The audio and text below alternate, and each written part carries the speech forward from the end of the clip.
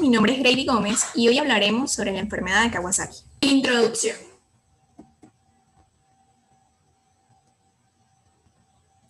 La enfermedad de Kawasaki es una vasculitis aguda sistémica autolimitada. Es común en los niños de 3 a 5 años. Fue descrita por primera vez en Japón por el Dr. Kawasaki en 1967. Aún a pesar de tantos años de investigación, es de etiología desconocida. Esta patología se caracteriza por la aparición de fiebre, conjuntivitis bilateral no purulenta, eritema labial y oral, cambio en las extremidades, exantema y adenopatías laterocervicales. Es la mayor causa de anomalías cardíacas adquiridas en los países occidentales. Epidemiología. Tenemos que la enfermedad de Kawasaki ha sido reportada en más de 60 países a nivel mundial. El riesgo relativo más alto está en los niños asiáticos, especialmente en los que son con ascendencia japonesa. La proporción de hombres y mujeres es de 150 hombres, por cada 150 hombres, 100 mujeres. La incidencia. Tenemos que en Japón, por cada 100.000 niños menores de 5 años, presentan la enfermedad 330 niños. En Estados Unidos, por cada 100.000 niños menores de 5 años, 25 niños presentan la enfermedad. En Europa tenemos que por cada 100.000 niños menores de 5 años, entre 5.4 y 15 niños presentan la enfermedad. Etiología. Desde la primera manifestación, hace más de 40 años, no se ha encontrado una etiología como tal, por eso, aún a pesar de los años, se considera que es de etiología desconocida. A pesar de las investigaciones, de hallazgos clínicos, de laboratorios, de características epidemiológicas de la enfermedad, se considera de que uno de los desencadenantes puede ser infeccioso. No se ha podido identificar aún algún agente etiológico infeccioso único. Tampoco se ha podido demostrar que la enfermedad se asocia a la exposición de fármacos o que se desarrolle en respuesta a un superantígeno. Tenemos que una de las teorías actuales más acertadas es que efectivamente es de un agente infeccioso que se inhalaría e infectaría las células epiteliales bronquiales ciliadas de tamaño mediano. Unida a esta hipótesis, tenemos de que a pesar de ser un agente infeccioso, también hay individuos que son genéticamente predispuestos. Estos son los de ascendencia asiática. Lo raro o lo diferente es que llama la atención de que afecta no en los primeros meses de vida ni en los adultos, sino en los niños de 3 a 5 años. La patogénesis.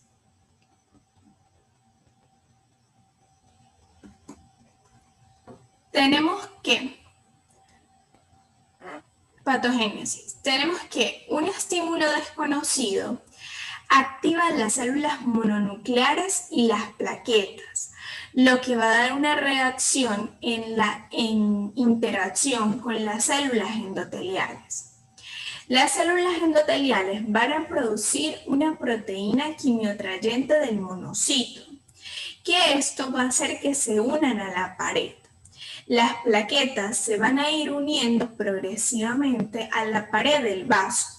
Las células inflamatorias van a atravesar hasta la íntima del vaso, en donde van a empezar a liberar moléculas proinflamatorias. En estas tenemos la interleucina 1, la interleucina 6, la interleucina 8, el factor de necrosis tumoral alfa y las metaloproteasas de la matriz.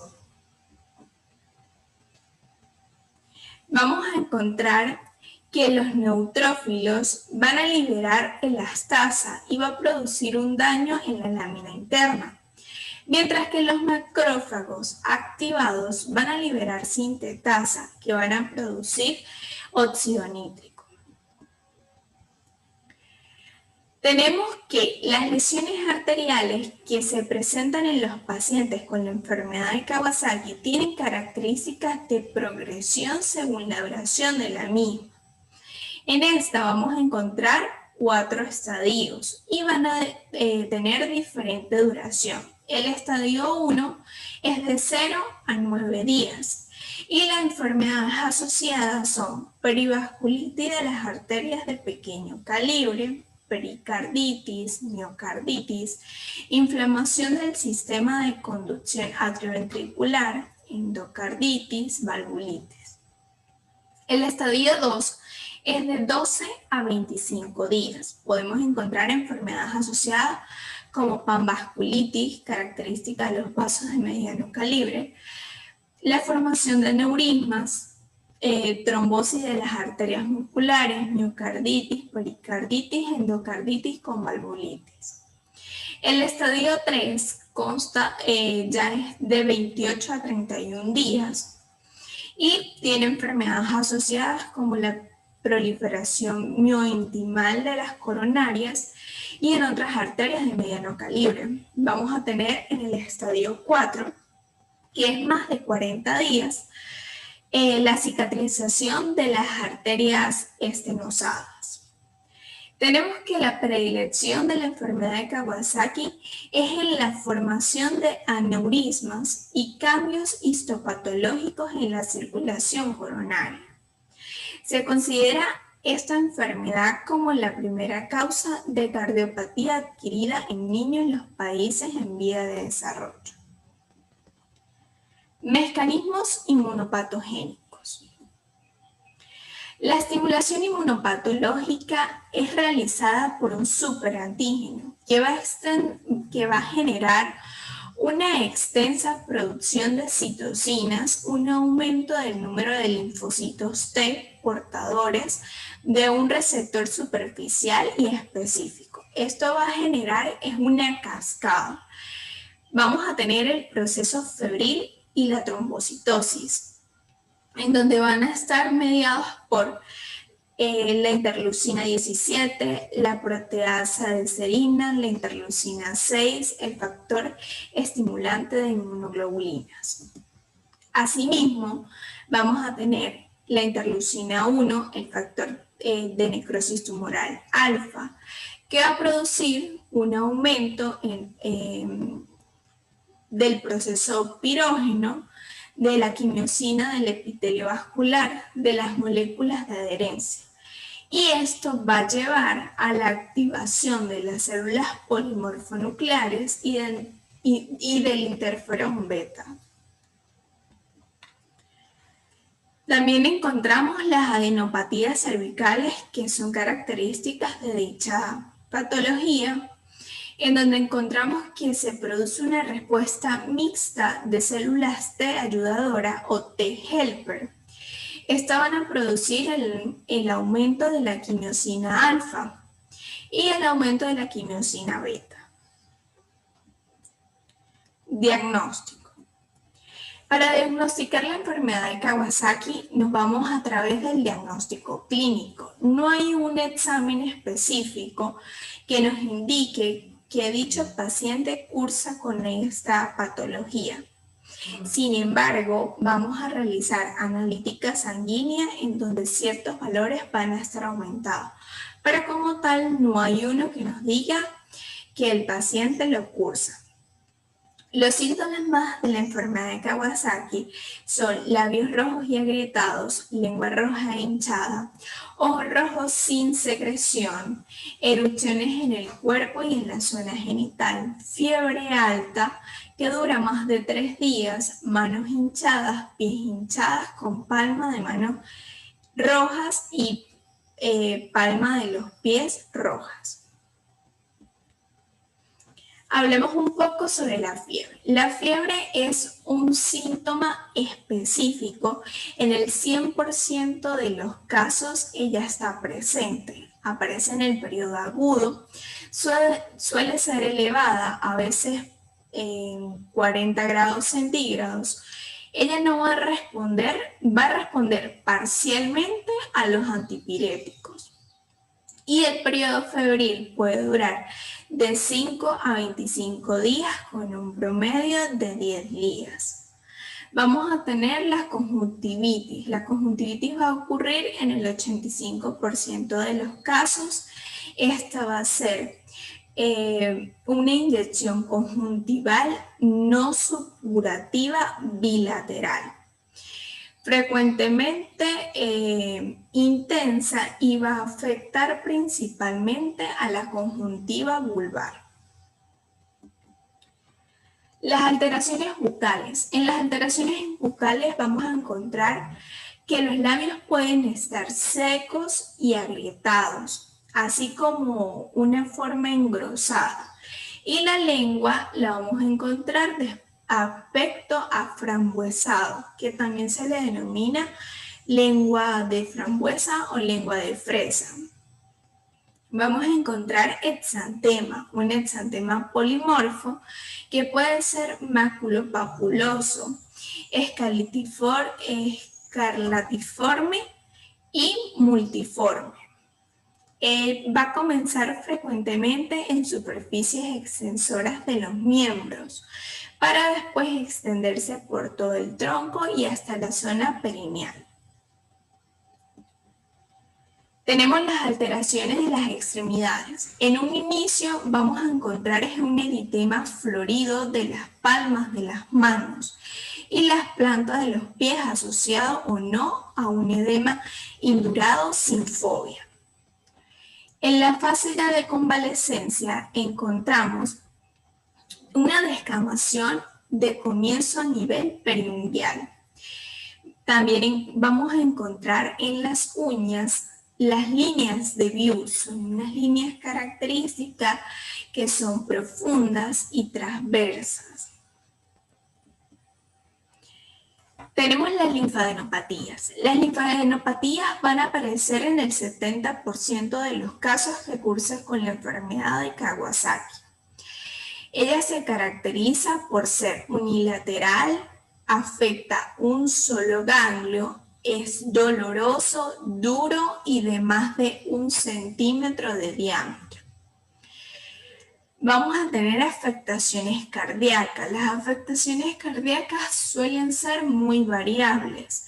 Pueden ir desde alteraciones inespecíficas del electrocardiograma sin una repercusión clínica, hasta soplos cardíacos, ritmo de galope, pericarditis, endocarditis, miocarditis, entre otros. Vamos a tener los hallazgos de laboratorio en la enfermedad de Kawasaki aguda.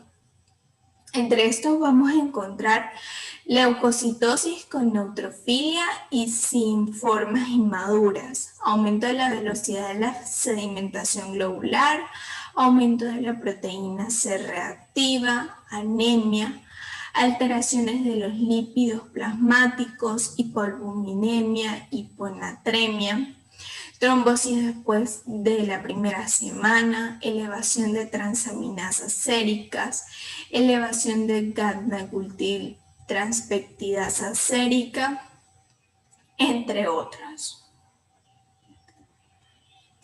Para el diagnóstico de la enfermedad de Kawasaki se va a dividir en 3. El primero es la enfermedad de Kawasaki completa. Para esta vamos a tomar en cuenta la fiebre. La fiebre debe cumplir con un mínimo de 5 días, junto a 3 criterios adicionales. Entre los criterios podemos encontrar la inyección conjuntival. Como ya dijimos, tiene que ser bilateral, pulvar, no purulenta. Esta va a aparecer poco después de la aparición de la fiebre. Exantema polimorfo generalizado, que es un exantema eritematoso, usualmente aparece al día 5 del inicio de la fiebre. Es de característica maculopapular difuso. Podemos encontrar también descamación, eritema y edema de las plantas y palmas de manos y pies. Eritema orofaringio y linfadenopatías cervicales. Esto es muy importante, que es unilateral y es mayor de 1.5 centímetros de diámetro. También tenemos la enfermedad de Kawasaki incompleta. La enfermedad de Kawasaki incompleta es que cursa con la fiebre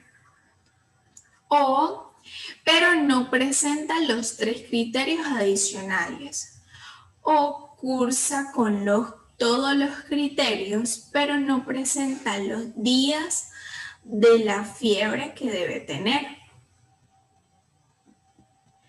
Tenemos la enfermedad de Kawasaki atípica. En esta el paciente presenta todos los síntomas de la enfermedad de Kawasaki, tanto la fiebre con sus días de duración, con los 3 criterios asociados, pero también tiene otros síntomas atípicos, ya sea fallo renal, hipermeabilidad vascular, entre otros.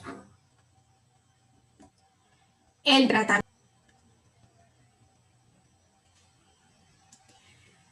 La terapia principal de la enfermedad de Kawasaki es la inmunoglobulina intravenosa, junto con la administración del ácido acetil salicílico.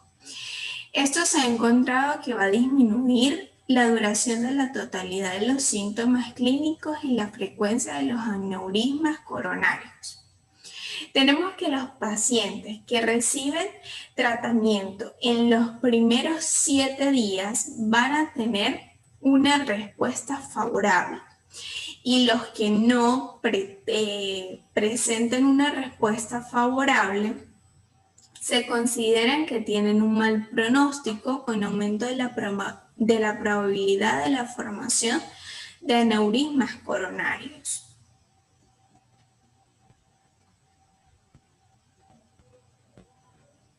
La inmunoglobulina. La inmunoglobulina se ha asociado a la supresión de la activación de los monocitos y de los macrófagos, estimulación de los receptores de inhibición de la respuesta inmune y el bloqueo de la interacción entre el endotelio y las células T natural killer. Estudios que se han realizado han encontrado que la inmunoglobulina intravenosa va a reducir el estrés oxidativo que se produce en los vasos sanguíneos en la fase aguda de la enfermedad de Kawasaki. El ácido acetil salicílico se va a asociar con la inmunoglobulina intravenosa, y este se encarga de suprimir la inflamación e inhibir la agregación plaquetaria. Otro de los fármacos que se utiliza es la ciclofosfamida, metrotexate, ciclosporina, plasmafaresis, anticuerpos mononucleares contra el factor de necrosis tumoral A. Y se ha encontrado que como terapia adicional han logrado disminuir la duración de la fiebre, mejorar los parámetros inflamatorios de los exámenes de laboratorio y disminuir las citoquinas proinflamatorias. Muchas gracias. Esto fue todo la exposición.